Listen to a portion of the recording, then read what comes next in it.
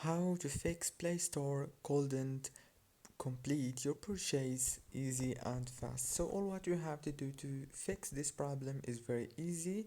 And first thing, go to settings on your phone and then go to the apps manager on your phone and then go to apps again right here, and now go to Google Play services right here, click on it and then go to the storage and click on clear cache right here, and then go back and search for Google Play Store and click on it like this, and then click on storage, click on clear cache and clear data, and then click on force stop and go back to your home page.